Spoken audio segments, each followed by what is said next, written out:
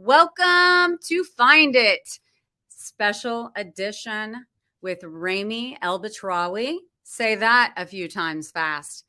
He is here with us. I'm so grateful. And what better time to launch this interview with the man himself, but on Thanksgiving. So I am so excited to bring him to you to tell his story and to inspire you. And we will have him right on in a moment, right after his intro.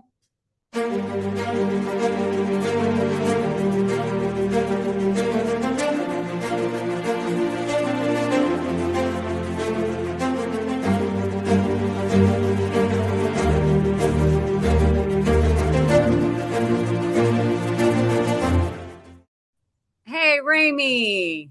Hi, Debbie. How are you? I'm great. Welcome to the show. I'm super grateful that you're with us this evening to inspire and give us all these amazing stories that you have to share.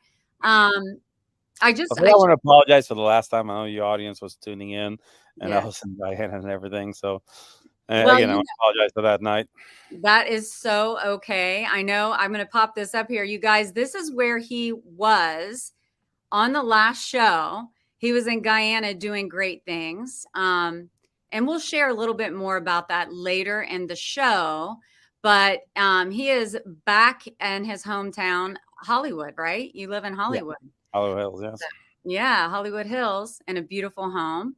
And that's a whole other story in itself. You guys, this book is the book. It is so amazing.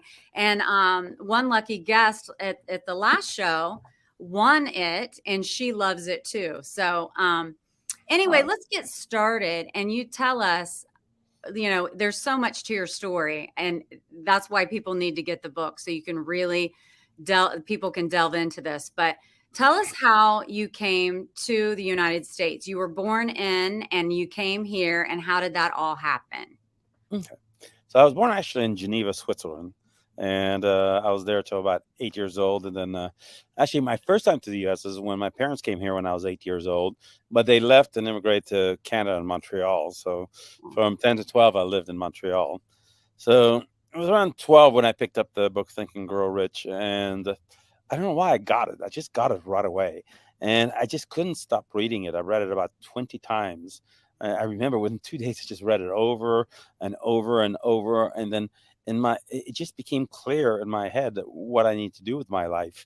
It wasn't being where I was at. It wasn't being just an ordinary life. It wasn't being find somebody in white picket fence and 3 kids. That just wasn't my life. I just saw exactly where my life was going to be after I read that book. So one of the most important things that the Napoleon Hill says, and it's still true today, is that nothing kills success like procrastination. So it said, whatever you do it right now. So I just said, okay, I got to leave right now and go after this. So I just decided, that day to just hitchhike to, and the book was all about America, Henry Ford, everything that was happening in America. So I knew the opportunities was much greater in America, and the spirit of America was there. So I wasn't going to be stuck in Canada. So I just decided that was it. I was just going to go. I told my father at the time I was leaving. He didn't think I was serious. I thought I'd be back in a day or two, in a couple hours. But last time I talked, after that, the next time I talked to him was 6 years later. But Wow. But I hitchhiked to Tampa, Florida. And I was lucky that the second ride went all the way to Tampa, because I was going to be homeless. So to be homeless in a warm place was a lot better than being homeless in somewhere cold. I have to get this straight. So let's just, and I did read the book, but hearing you say it even is like, what? So you were 12 years old, right, and you read a book that inspired you so much that you took off to live on your own at 12. Yep. Wow. The thing is, I think bad things are good also. Like, I was a kid everybody picked on, and I didn't have any friends. I only had that one guy that I knew that gave me that book. So I really didn't like school. I had F's. I was failing school. It just wasn't. I knew that wasn't my place. So after reading that book, I just knew where I go, what I needed to do. And it was a good thing. So when people say all these bad things that happen to them, what's a good thing? When it happened, it's a good way to say, okay, I'm going to prove to everybody that I'm so much better than they are. So I know all these guys I went to school that were so popular and everything. I could look at their lives and not even close to the things I achieved. So success is the best revenge, I have to say, in Well, that's every true. way. That's true. You don't have to be mean back or be revengeful. No, You can just go make something of yourself, and it speaks volumes without you having to say a word. But exactly. so let's just, for everyone listening. So the book is Napoleon Hill, Hmm. Think and Grow Rich. Hmm. And it inspired you, Ramy, so much that then you went through a lot in your life, and we're going to cover like cliff notes of it and then also what you're doing now. But that then propelled you forward to write the book, Can You Really Think and Grow Rich? And I Yeah. put this on my hat. Can you? Ramy says yes. Can you really think and grow rich? Ramy Oh, says that's yes, great. and he's a testament to it. Yeah. So tell us. And I have Yeah. to say, I love that book and that title because Napoleon Hill Foundation would not let you use that title. But I wanted to write that book after the last time I came back, and I sent it to Don Green, and he read it within 24 hours, and he says, "Boy, you answered the question, yes." And he was so excited about the book that he gave me permission to use that title. So I love that it came full circle. That I read that book for it to come back to Napoleon Hill Foundation, and for them to endorse the book was just such a rewarding feeling to know that's a book that made me. And now, I was able to write one which again, not to say ego to everybody, he told me, like, I went and interviewed him and talked to him and sat down with him. And he said that Napoleon Hill told him that one day somebody's going to come and prove his work and surpass his work. And he believed that I was the guy. And that's why he really liked that book and pushed that book. So that was a big, huge compliment by him. And that's why I think that book is important. And I wrote the book, and like none of the money I keep, it all goes to the foundation because I just want to get the message out there. I mean, what was great, you have to read Think and Grow Rich. That's number one. But the difference between Think and Grow Rich and why I was talking to Don Green and this book is that Napoleon Hill went and interviewed all these people, Henry Ford, all these guys who were very successful, and he wrote through the interviews that he had over 20 years. But my difference is I actually lived those experiences. So by taking those principles and living and proving it out, there's a huge nuance and difference when you actually live it, because the emotional part of it and the things you really go through, and really the challenges are a lot greater than Think and Grow Rich actually puts it out to be. The challenges are so much greater. I mean, the years and years I had to go after something when most people give up after a little bit of time. So I think the experience of it is that's why I think it makes it a really great book, and why I've been getting so many reviews, and people are telling me how it changed their lives. I mean, I was at a talk yesterday. I flew and went to this talk right away, and there was 1,500 people there, and they're just telling me how so many people telling me how it changed their lives. I read the book and stuff, and there's even a picture on my Facebook of this one guy who read the book and climbed Kilimanjaro because he read that book. So it's really that's why I love how it inspires people, and I love that I did write it at the time I wrote it, because I wanted to prove it again when something I 6 years ago to show. And I wrote that book, and I took pictures so people because people don't believe things. So I definitely took pictures along the way, so people had the pictures to say, "Oh wow, it is true." I mean, say he went through all this, and he did, and success is achieved. So the book is a very easy read, but it takes you through a journey, a lot of ups and downs. Ups and downs. It's just not about being successful and just straight shot up. Because life is not that way. Life is a lot of ups and downs, and if you can win, then you're a bit happier for it. So. I agree. You hit it right on the head, because your book gives examples of what Napoleon Hill had taught. So Hmm. it was, I love the keys Yeah, at the bottom of the pages, where it's what you take from it and your yeah, example of how you continued on that path that he taught you by his original book. But I mhm, do think it resonates more with people if there's a story of a real person that exactly. had gone through all of those things. Can you share with us what were some of the challenges when you first came to the United States as a young boy, Oh, homeless? there was a lot. Like, by the way, those keys, I put 28 additional keys on top of Napoleon Hill's principles, stuff that I learned through life that helped me a lot, that they helped me with my success. So I kind of added to his work. But Yeah. Yeah, I mean, the moment that I got here, it was definitely not easy. I mean, I was homeless for 5 solid years before I finally hit it. So it was almost 3 years just completely sleeping under underpasses, the streets, everywhere, trying to go to apartment buildings and sleep by their pool. So it was a challenge just to survive every day.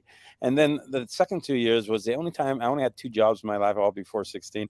I worked a month at a restaurant as short order cook to save $300. So I bought this old 61 Cadillac that I slept in for the next 2 years.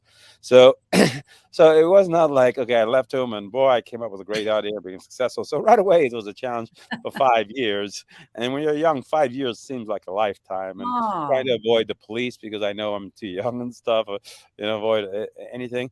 But, I especially also avoided hanging around the rest of the homeless people. I didn't want to be affected by the way they thought. So I just had, Think and Grow Rich is my Bible, thinking about it, avoid any negative thoughts and I was never depressed or I was never upset or I never lost hope. Maybe I was young enough and dumb enough. It was the right time to pick it up that I believed everything Napoleon Hill had to say, that it became my Bible. I lived by its principles, that I just knew that this was just my journey to get there. So that's just it, one example, but there's so many throughout my life that shows that what roads you have to take and how hard it is, really.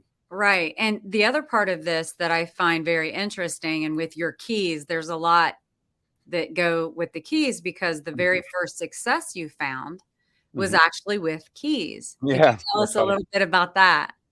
Yeah, where I made the first successful venture was I was standing in front of the Zare store, which was a big department store like Walmart and stuff, but they're out of business now. They had like 300 department stores, and they were on the East Coast at the time. So I saw it was around Christmas time, and this guy was selling these glass swans in front of the door.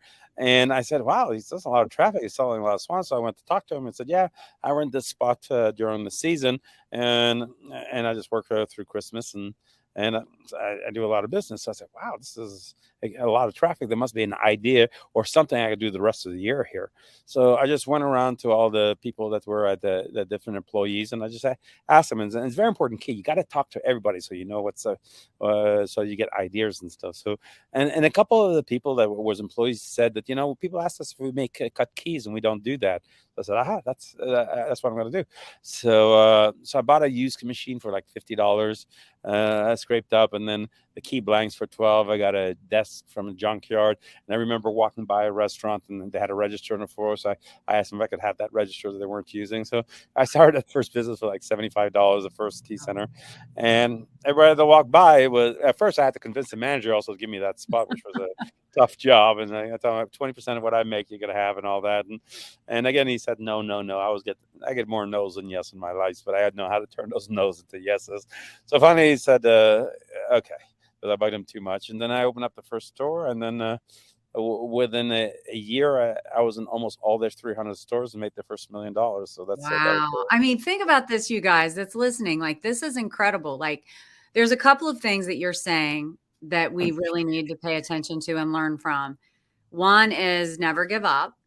yeah, And, like you said, you weren't, you got a lot of no's, but mhm, some of the solid no's, but the ones that were little, you switch that guy, you got that spot in front of the store.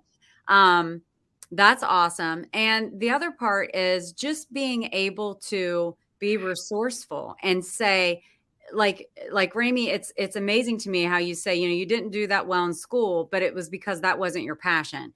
You're right, a businessman at heart to be able to yeah, say wheel and deal, like I'll give you a percentage. right. You're always thinking. That's just incredible. So then what happened now? So that became Well, so lucrative that someone else didn't want you out there, right? well, not that they didn't want me out there. I was too young and didn't know about leases and contracts and stuff. So when I was expanding, I guess regional manager and stuff, saw how much money they were making off my 20%. So they said, we should just put our own key center. We don't need this guy. So they gave me a 30-day notice, threw me out. And I was reinvesting in all these machines. So I ended up again back on the streets. So so it was again ups and downs. So I thought I was there and I was reinvesting, I was growing it, I was getting employed, putting all this store, and all of a sudden I had a 30-day notice and I couldn't do anything about it, and I had Oh my gosh. to leave that business. But again, that was an important lesson I learned from it, and I understood. You learn as you go along the way, and then I was back broke again. But I did the same thing. I just kept on talking to people and stuff. I was walking the streets again, and I walked by this body shop, and this guy I saw had 3 cars in the body shop. So I said, how is he fixing 3 cars? I saw him just talking to the owner. So I went to him and I asked him why he had 3 cars there. So it's really important to always talk to people. And he says, well, I buy the cars from one auction and I take it to another. I fix them up and I take them to another auction. And I sell them and I make a profit. I said, oh, that's not a bad thing. I could do that. Uh, so, uh, so, so, so first I had to get money to start that, and that's when early on I learned the principles of using other people's money, and that's where my 50 deals always, today it's still a 50-50 deal to do business with me. So I remember this guy, the first Zare stores, who was a police officer that was working 3 jobs of security and all that to feed his family. He had 6 kids and stuff. So I approached him and I said, I tell you what, if you give me the money to buy the first car, you can hold the title. I'll do all the work. I'll fix it up, go sell it, and then we'll split the profits. So I convinced him and said, okay, he's secure enough. He's got the title of the car and everything else. So I went to the auction and bought.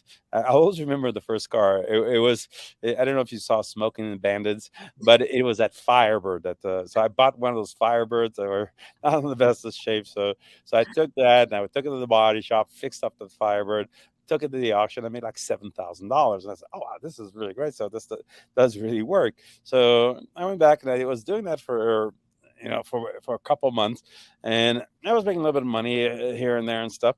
And then again, not understanding this, but you learn along the way. So this guy offered me a bunch of cars, but they said they were Florida titles. And at the time I just said, oh, okay, just titled in Florida because I was in Florida. But they were rebuilt titles. So it means they were totaled insurance. So the value were a lot less. So I didn't think about that. So I bought all these cars, but I overpaid for them. And then by the time I fixed them, I had too much money in them. When I took them to the auction, I had to announce that it was a Florida title, and my bids are sold. I was just losing money right and left on these cars. And again, but thinking George says, through every adversity is a seed of equal or greater benefit. So I remember the last truck that I fixed, it was running through the auction. Nobody bought it, paid enough for it. But this one guy was looking at it. So I said, okay, let me go talk to this guy. Maybe I could sell it to him anyway. So I went and talked to him and said, no, I'm not really interested. But I tell you what, I do custom vans. And back then in the early 80s, custom vans were all the rage, and everybody had custom vans and stuff.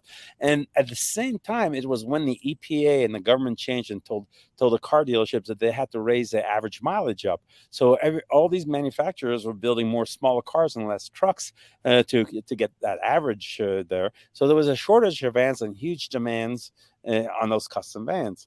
And again, I talk about throughout the book and its successes even today. It's always find a need and fill it, and that's how you achieve. I was just thinking about that. I have it dog-eared on the book where you said, you just find a need and fill it. And then now I found a need. This guy needed a shell. He wanted to build custom vans. People needed vans. There's not enough shells out there. So I said, okay, I said I could do that. I said I could find some and I didn't know how hard it was to find these shells. When I'm sure I could do that. I'll get you some shells and stuff. So he says, okay, let me know, and I'll be back again in the auction Tuesday. And so I called a whole bunch of dealerships all over Florida. I was in Tampa, and I finally found one in Pensacola, Florida, that just got in 12 vans. I said, no way. So I called the salesman and said, listen, I'm going to come. I'm going to buy all 12. And I got them really excited, but I had no money. But I thought back then people weren't checking. You didn't have electronic ways of checking everything. So I just thought I'd come on a Saturday. The auction was on Tuesday. I would just go in there, convince them to take my check, and then I'd sell before they had to get before they cashed it. Yeah, so it was a little bit of a risk. So I went over there, and I want to shorten this story up. But anyway, so I went and got those 12 vans, and I was able to. I mean, I was able to. I forgot about getting drives. I found some guys hanging around 7-Elevens and stuff. Hopped in the van because you have all these trucks or vans. Yeah. You can't get them back to where you need them. Yeah, I was reading that. I was like, oh, areas that I just. So I drove them all back, and then I got to get them back to Orlando. And it was the auction was Tuesday. The check was unclear at 2, so I had to do all this. And luckily, the guy was pretty honest, and he wrote me a check and bought those things, and I had $600 each. And then again, with my hurry, I forgot. I said, I have no way back. And again, adversity. So every adversity equals season. So I convinced him to tell him, you know what? I know a dealership in Tampa, 4 dealerships that will buy that custom van. So I tell you what. you can have that van. You got me these 6 van. If you sell it, I'll also give you that same $600. So I threw everybody in that van. We booked it to Tampa, made it to the bank 5 minutes before 2. And again, the guy wouldn't cover the check. Because he said, I can't cover a check with a check. So just call the bank. Just first see if the money's there. Is there. Then he said, I said, you can stop payment. I said, I tell you, just do it this way. I just, again, you can convince people and stuff, and he finally agreed. He covered that check, and then and that check was covered. And then I took that custom van and I went to the first dealership, not knowing that I'd sell it.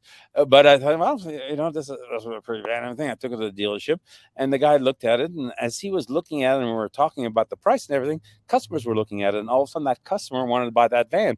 So right away, he just bought that van. But I stood back and watched it, and I made the 600. But I saw them sell that van with a $6,000 profit, and then they added they make money on the financing and their credit life. They made $12,000 in a van. I made $600, and I said, I need to own a dealership. That was all in my mind, and then I did that for a couple of weeks, and then that's where my other one of the key principles that I put in there. Then I was thinking, and you always have to think if you're going to do anything, who wins if you win. So I was just thinking, okay, who will win if I win? So that's where I was going to get the money to get a dealership. And then it hit me. I said, oh yeah, the guys who are building the custom vans, instead of running around to auctions and selling it, would love to have its own dealership and make more money and everything else. So I went to Hartwell, Georgia, where the manufacturer was.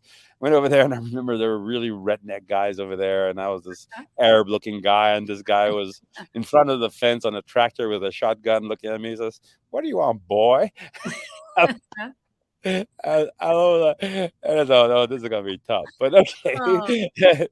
but I tell you what, almost 3 hours later, explaining to him about having a dealership, how much more money and at one location, he gave me the first $1 million and 40 vans to start my first that dealership. is just And incredible. I mean, when I read that, I was just like, wow, you are an amazing negotiator, yeah. Ramy. Well, when you do something and you want to sell something to somebody, you got to sell them what they want. And so mirror that person. So if you're selling a tech company and the guy's only investing in real estate, no matter how hard, he's not going to invest in your tech company.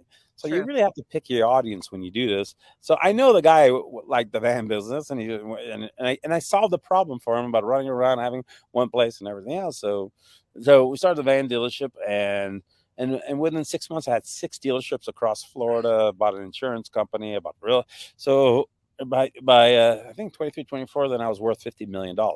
So from 20, zero to 50 between million. 22 and 24, you're already well into being a millionaire. Yeah. So I lost it all, came back, and I was worth 50. And then I was sitting there and said, well, I did it. Yeah, I made it. I did it. I did such a amazing job. I had the best car. I bought that the Tomaso you see on that Yeah. on a picture. I bought the biggest, best house. I bought the Riverside Botanical Gardens in my house right on the river at Tampa, converted it to a house. I had acres bucket, and I was going around, driving his car. I thought I did. And then one day I was watching television, Lifestyles of Rich and Famous, and there comes a 1 hour special. They never did a 1 hour special on anybody. It was always little. So it was Adnan Khashoggi, the richest man in the world. I said, no way. So I sat there and I watched that, and all this stuff about it, his 35 homes and 7 jets and the largest yacht in the world. And that was impressive and everything. But when I watched him doing a deal and he was closing a $12 billion transaction, he was a head of state without a state. And his life was what my life was supposed to be. And then when the show was over, I said to myself, wow, I don't have shit. I'm nothing. There's absolutely nothing. So a man has billions of dollars and doing these $1 billion drives. I was like, I got absolutely nothing. Oh, And I remember I was watching the show with a bunch of people that were invited my house, and I said, you know what? I'm going to work with that man one day. And they all laughed at me, and I love it when people laugh at me and tell me I'm crazy or you can't even get rid of it. I said, you just have no idea. So right away, again, it is another part of Thinking Grow Rich about this general who burned all his ships because he went he went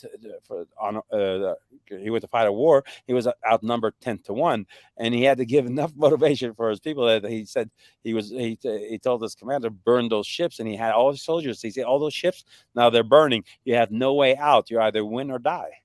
So that was a very important principle, that I would never let myself have a retreat if I decided to do something. So I went right away and auctioned off and sold everything I had, and I got 1/10 the value. I mean, I had maybe Yeah. $7-8 million for everything I had, but it was enough to go after Khashoggi. I had no idea how to find him, where to locate him, or anything. So it took me 2 years to finally find somebody that knew Adnan, and then after I met him, it took me another 2 years to convince him. Lots of get lost, all this stuff. And there's a lot more details about that in the book, but I want to get Yeah, not you just guys, the book, the yeah, details of that specific yeah. story really got me, because the investment of time and energy and brain power on ideas on how to connect with him, Mhm. that was intense, Ramy. Like, Yeah. you were not going to give up. No, that was the whole thing. I was never going to give up. And the day, again, adversity, those when I knew I ran out of money, I owed $85,000 to my American Express. It was the day that I finally told Lana, listen, I'm going to make a deal with you. You let me work on one deal.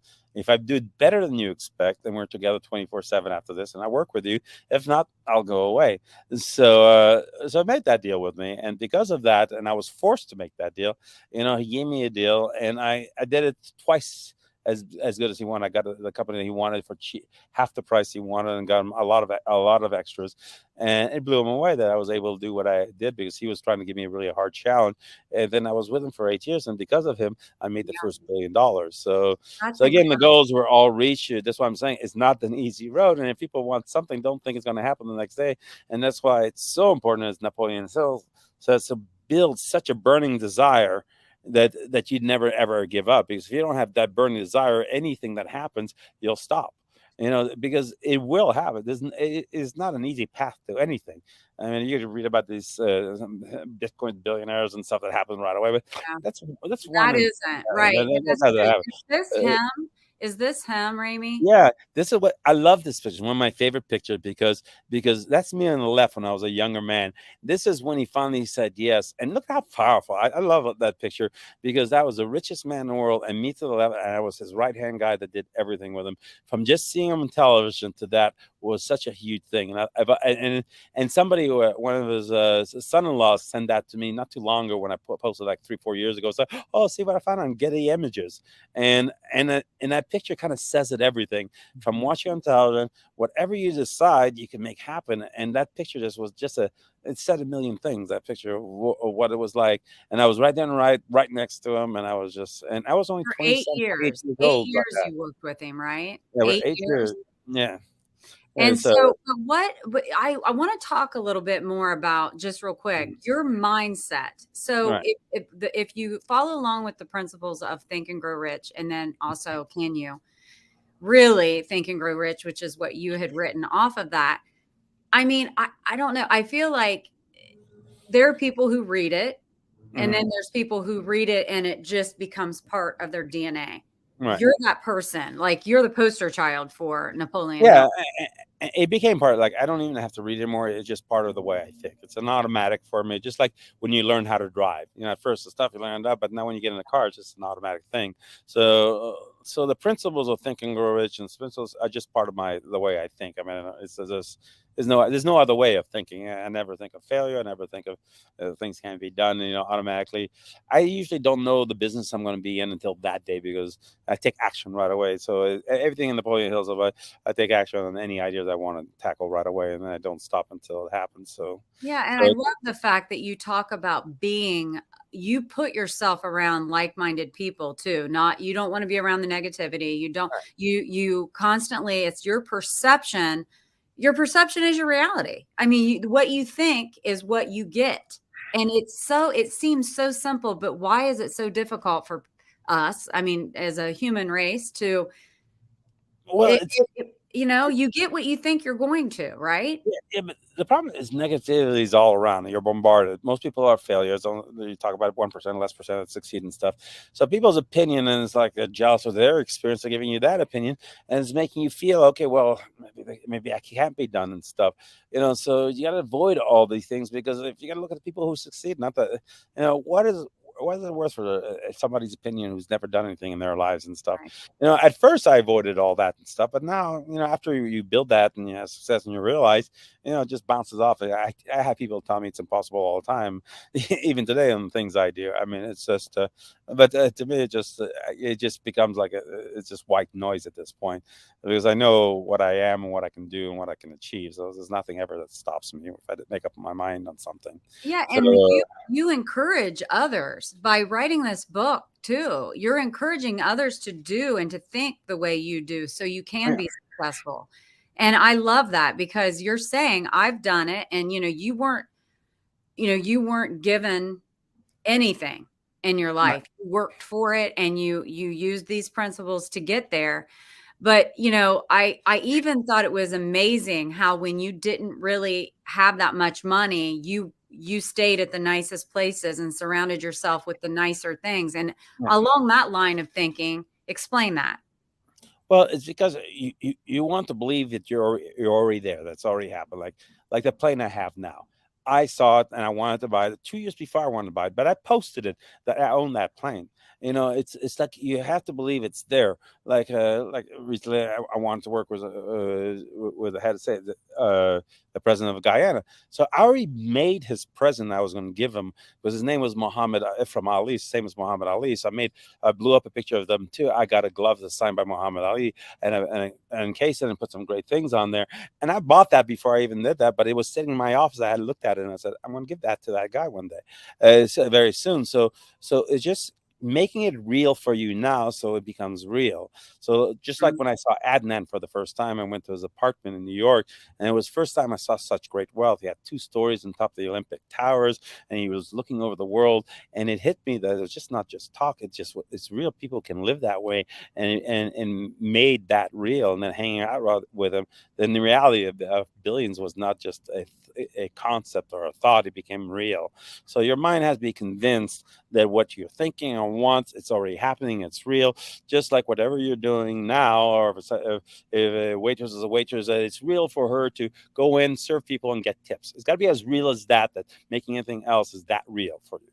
So once you've created that in your mind, then your mind often, it's just like it opens up something in the universe, and you see opportunities. You start things start presenting itself for you to achieve those goals, and it's your job just to take action when you get those, and then you achieve those. So, but unless you're thinking about it, those opportunities are never going to happen. I mean, that's why I write in the book. I said, you are what you think of most of the time. If you go to school and you're studying to be a doctor, and you read medical journal and you treat patients, then you're just thinking about it being a doctor, and you won't see business opportunities. But it's great to be a doctor, but you're a doctor. That's it. You're a doctor. That's all you focus. You're thinking about diseases. You're thinking about cures or whatever it is, but you're not thinking about merging two companies together or anything else. Yeah. So you become what you think about. So you got to be really careful of what you want or what your goals are or what you're doing, because that's where you're going to head. Yeah. So no matter what level, and there are no limitations. It is really true that the only limitations are the ones you put in yourself. If you're thinking you can only make 200,000 a year, that's all you're going to do. If you think you'll make a million, you'll make a million. If you think you'll make a billion, you'll make a billion. But you got to believe it's so true inside of you that Uh-huh. it is a fact for it to happen, because then the opportunity that presents itself, then you go after it. No, it's not easy. You got to take so many steps, and the bigger the And goals. risks. I mean, the risks that you've taken and Yeah, people can read these in the book, like it took my breath away sometimes. Like, wow, he has guts. I mean, wow, the things that you did and it's amazing. But also when I read the book, I even thought, this doesn't have to be a book that's just instructing or teaching people how to grow rich. It can be like, the people that say, I can't find love, I'm going to be yeah, alone forever. It use these same principles to think of what you want and what you desire and feel like you already have that love in your heart, like health. You're yeah, not going to get healthy sitting on the sofa. You got to think healthy, go do healthy things. These principles can align for whatever it is you yeah. desire in your Yeah, life. it's for any. I mean, just like my wife. I mean, I saw her, I fell in love with her right away, and she's like 40 years younger than I am, or something. And I went after her, and it took me a long time to win her over. And again, this is the things in the way. I did something that screwed up a little bit, and I have to win her back again. But but things happen. But it is for whatever you want in life. So if your goal is not money, it's something else, and the principles work for everything. I mean, I start the book with a story about the Coral Castle. The Coral Castle is such an amazing story. I'm so lucky I saw it when I was really young. This is a guy who fell in love with a girl, and on his wedding day, this girl left him. And he was devastated. And when he was devastated, he was just thinking, how am I going to win this girl back? And one of the keys to building a burning desire is mixing your thoughts with emotions. And when you have intense emotions with thought, it's amazing. Your mind expands, and all of a sudden, the universe gives you all this information that you want. So, and your mind doesn't know the difference between a positive emotion, negative emotion. It could be love, sex, or it could be a lot of pain. So whatever the emotion is, it triggers your mind to expand and connect with the universe to give you that information. So he was thinking about, he thought the way I could win her back is to build this castle.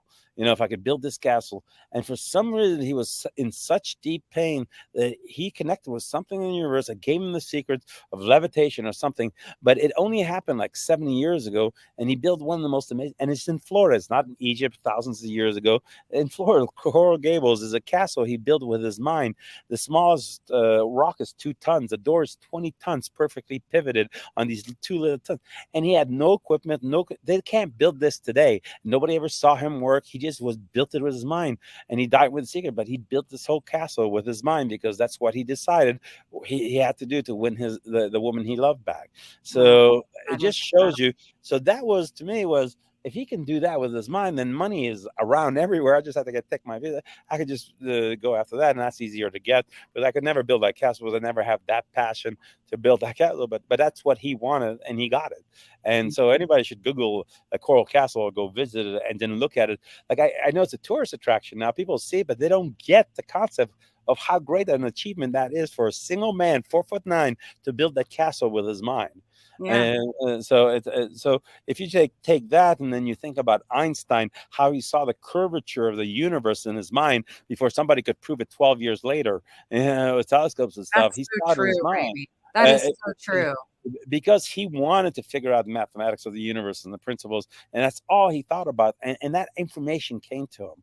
So if you just take the most extreme example and then take your life and say, okay, if they can achieve those things, I only want some simple things. If it's just being a millionaire or achieving the things, I could achieve that. They could achieve those things. So it's kind of like comparing those, and then all of a sudden you'll get more encouraged, and then use those same principles of Napoleon Hill's building the burning desire, follow those things, never give them, not listening to all these people.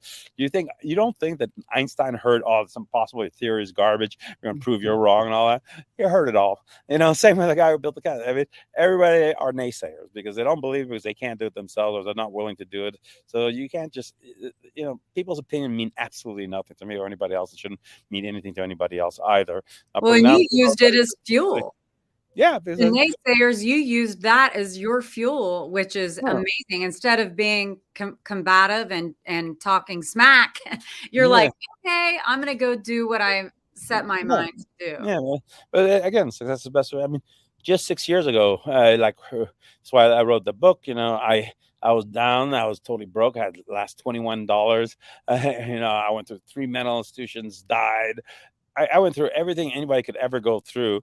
And I remember this one guy who I kind of knew from the past, who was going to help me out. He was going to give me $100. He came to me and he was looking at me and then lectured me and said, you know what? You're not even worth this $100. And he left. And so even as early as, so whatever people think or say, it doesn't. But this guy will never come close to the achievements I'll ever achieve, even his wildest dreams. I mean, just an attorney and stuff. I mean, so now they look at it and he wishes never did, but it's too late for that. Well, you also learn in life who other people are when you're down and out, and those people that wanted to be around you before end up, they're missing in action. So for everyone listening, you'll understand what he's talking about when you read the book. But Ramy, you had built so much, lost it, built so much and lost it. And that wasn't the end. No. You lost it again. And in the middle of all that, you were, in my opinion, you weren't doctored correctly and were on depression medication that made you not, feel good. Right. Yeah, So I was working on maybe 5% of my capacity. I was yeah, like a 12-cylinder car working on 2 cylinders. But so a lot of things I was that's why the book was really important, and I liked the last part of it because it showed because I start the book the way Napoleon Hill finishes his book with all the alibis people use.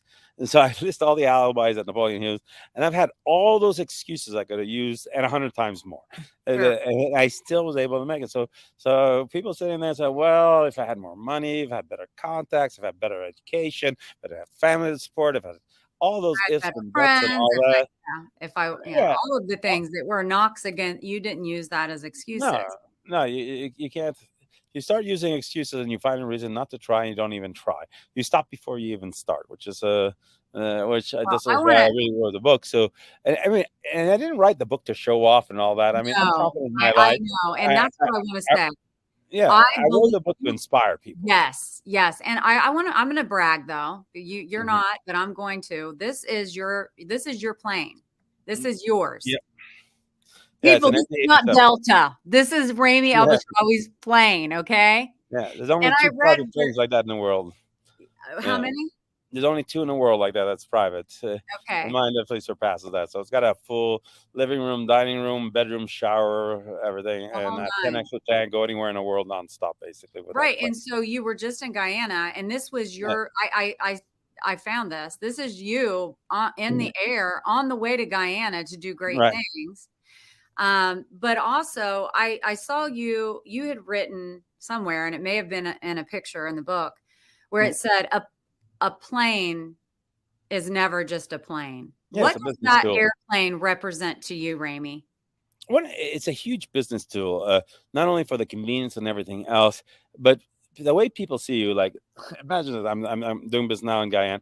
If you land in the airport in a commercial flight and you try to knock at the doors at the lower levels and stuff and try to get a deal done, or do you fly in a plane like that, land, and the president greets you and stuff like that? It's just a business tool to get things done, and that's what Adnan taught me. But it was his most powerful business Mhm, tool, and I learned that from him. So mhm. even though I enjoy the plane, it's a great way to travel. Never have to go through security. Custom comes on the plane. You drive right to the plane. It's an amazing thing. I mean, you don't feel like you want to make excuses to go fly somewhere just to when you have that plane. But it is one of the most powerful business tools. And I take people on a plane and I fly them or do business, and I just close more deals than anybody can close Sure. a deal. So it's really a business tool when you get it. There's So some cute stories too that I enjoyed in the book about yeah. a guy you were trying to do business with, and he wasn't really paying attention to you, and then he couldn't get on his plane, and you're Mhm. like, "Well, I can take you on mine," Yeah. and yours was bigger. It just made me laugh. Like, he was like, "Who is this guy? Like, Yeah. what?" But, I wanna show, because this book is all about the principles of your thoughts and what you think and Mhm. what you make it happen in your life. I'm going to pull up a Facebook post that you made, and you Mhm. can read it or I can, whatever you decide. But Right. this is what you thought about, and then and then this is what happened, right? Do Yeah. you want me to put this up first, Ramy? The Sure. post. Okay. Yeah, so this was a post back in June of this year. So, and I was thinking about it because I wanted to always pick up where Adnan left off and go back to working with him. A lot of things happened back when I came to '94 and took a break, took a couple of Republic and the battle with the government. Long story why I never went back. But he died 5 years ago, and that was the day he died 5 years ago. And I remember looking at his pictures and stuff like that, and I posted that. And I said my goal is before the end of that year, I'm going to take where he left off because I was the only guy who worked 10 years with him that understood what he did, and he Mm, became the richest man in the world for it. And I said before the end of the year that I was what the post said, that I was going to start doing deals just like he did, across the world. So yeah. again, it's putting the intention out there, knowing that you're going to do it and believing it. And I totally believed it in June that I was going to start becoming Adnan. And even if you look at the tail number of my plane, this is something. His tail number was N111 Alpha Kilo. That's N111 Adnan Khashoggi. So mine is N111 Romeo Echo is N111 Oh, Ramy El-Batrawi. So so I kind of and his the first plane was a DC-9, so it was very close. The MD-87 is a newer plane than the version of his plane. So I wanted to model my life after him and do what he did, and he was my inspiration and got the first $1 billion. So that's why it was that post was really important. And I've discovered that post. I looked at it when I was doing what I'm doing now. I said, "Oh, I did predict what I was going to do, and I You did." do. This is what you do because you believe and put into action the principles of Think and Grow Rich. Right. That's the thing. And this, let me just, so the last, oh, okay, wait. So not that. The last sentence said, I learned from him to negotiate deals around the world as he did. But then you've been in Guyana and here you are. Yep. That's a picture of the president of Guyana. That's the ambassador to U.S. ambassador to Guyana. And Willie Galt is a good friend of mine. He's big success in sports. And now I'm doing deals. Now I'm connected to all of the government. I'm about to close 3 major deals that'll make over a couple $1 billion for myself alone, and it'll be there for the next 5 years. And what's great about Guyana is they're a very poor fourth world country, and that's me and the president. We got very close. And again, that's all intention. I wanted to get close to him, and that's who makes the decisions. So you have to do that. And they discovered a couple of years ago the 4th largest oil reserves ever discovered. And now they're one of the richest countries ever. They have more oil than Kuwait, and they just did 2 blocks. Have 6 more blocks going to auction. So they have trillions of dollars coming in with a population of 800,000 people. I mean, they have a lot of extra money to build their infrastructure and everything. And I'm going to help them. And again, I always say win-win situations. Even though I'm making money, but the country wins because of what I'm going to help them do. And American companies win because I'm bringing a lot of companies that will build a lot of stuff. And so I met with the ambassador who encouraged me to bring American companies, which I am. And Exim Bank will finance a lot of deals. So now I'm structuring deals just like Adnan did in Guyana. And I didn't even see. You see this shirt I have on? Yes, it is. That's their logo. Yeah.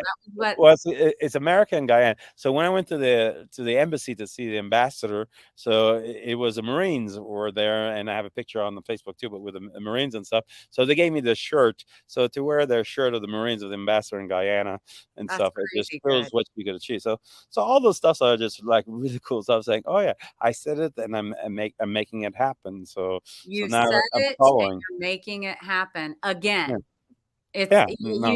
That's why this book, folks, it's tried and true. So when you read a book and that they're stories that directly relate to the principles being real and it works. So it's just incredible. And the other thing is, I'm going to say this again because I said it when we were on before very quickly. But Ramy, you are the type of person, like when I first knew who you were through Ken Walls, you were on his show, then you came to Grow Live Academy and you spoke to us. And when you spoke to us is when I was like, oh my gosh, this man is the real deal. Meaning for me, money's great. I mean, I want a lot of it too. That's great. But the person that you are, it really shined through when we were able to talk with just 20 of us on Zoom. Yeah. And some of the things that you said during that time and the kindness that you showed some people that were maybe nervous to talk to you or whatever, and the kindness that way. Then I looked you up and I had seen where, you go to downtown LA and there's like 2 full streets of homeless people, and you've never forgotten where you had also been before. And you're handing out money and, it just helping people, Right. So I think in light of being Thanksgiving, you're the type of person that you've worked very hard and diligently and smart and use those principles for yourself, but you also give back. You're a giver in so many ways. And I just so appreciate you for being that human being in this world that you share, you give, within reason. So thank you for that. No, but this is why I don't want people to look at the very rich as a negative way because people get jealous and stuff. I saw a program and it was really true. I saw during the days of Andrew Carnegie, Rockefeller, and and all the big greats at that time. Who was the other really big guy at the time? Mellon.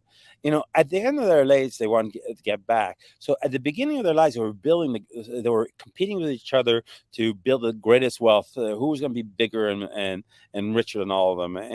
And those guys, if you count for inflation and everything, their wealth is greater than Elon Musk or anybody else today.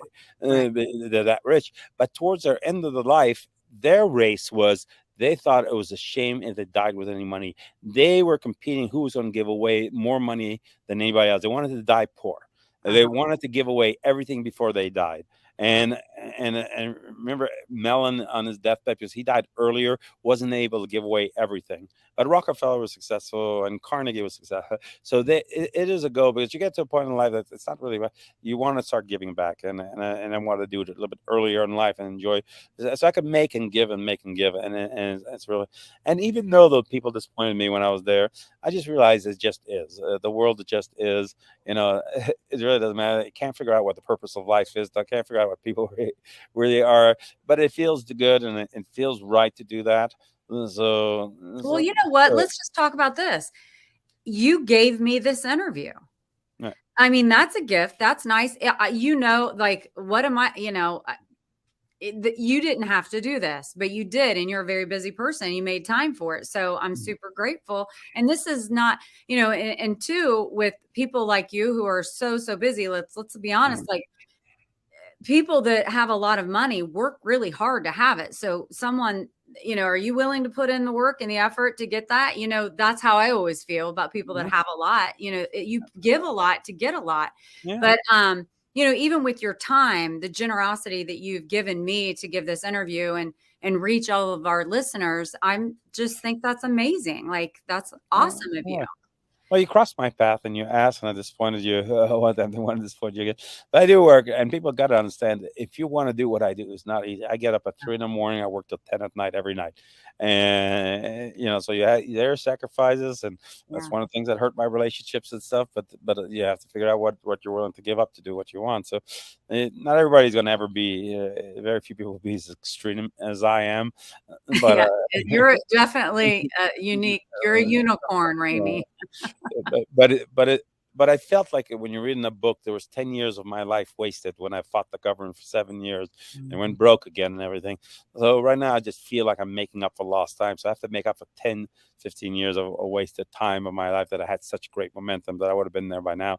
So now I work extra hard thinking about that. And I was watching, it was a Think and Grow Rich movie, and I forgot who was the speaker, and it really put in perspective in my mind about how little time we are here on Earth. Yeah. And if you think about it, it's really true, because if you're born and if you die the average age of 77, you only have 24,000 days to live. That's Wow. it. If you multiply 365 times, so 24,000 days. And when I think I'm 61 years old now, I've only got 4,000 days left to live. What am I going to do with those 4,000 days? Oh, Watch you're television? living it. You're flying to Guyana. You're making deals. You're giving back. Yeah, Yeah. so it's a clicking. You're not going to be here that long. I'm not going to be here that long. I only have 4,000 days if I live the average age, if I'm lucky to live longer, but it's not much time. Right. And so why waste it? Why are you going to waste a single day, being angry at somebody or watching television or doing something? You can relax once in a while, but you definitely have enough time to rest when you're dead. That's for So, Well, Ramy, I want to ask you, because the yeah. show's called Find It. I think what you just said is what you found in life. But if you had one final words to give to the listeners about what you have found in life that will help inspire them to find it too, what is it? What have you found? So many things, but the most important thing is what you true. I mean, if you believe you can, you will. And if you believe you can't, you won't. I mean, you're right either way. So I think the biggest thing is you gotta believe in yourself. And just go for it. I mean, you'll be right if you stick with it. Even Think and Grow Rich are 3 feet from gold. When people give up too soon on their dreams or what they want, I mean, you just have to believe it and never ever stop. I don't know how else to buy it. But once you believe it, and it can't be just a little bit. If you only have 5% doubt, you'll fail. You have to believe. You have to believe it 100%. and put everything behind it and believe that it's going to happen. And it's amazing how things happen. But if you believe the negative too, because people are victims, and they say, "Oh, woe me, and why this happened to me because of this, and I can't get ahead of life, and all these people are rich are pushing me down." They're thinking that way. You're going to be stuck there forever for the rest of life and die a very poor person. Mhm. I guess it's getting out of the victim mentality and believing in what you do, and just know you can achieve whatever you decide you want to achieve. Oh, I love that, Ramy. I love it. I appreciate you. I'm thankful for you. Mm. And I hope everyone is sitting watching this with a full belly on Thanksgiving Yeah. evening. And then we will see you again next week on our regular scheduled time, Wednesday at 8 p.m. Thank you, Ramy. Have Thank a great day. And now we'll show our you. outro. That floats around me, keeping me safe and sound. And when I fall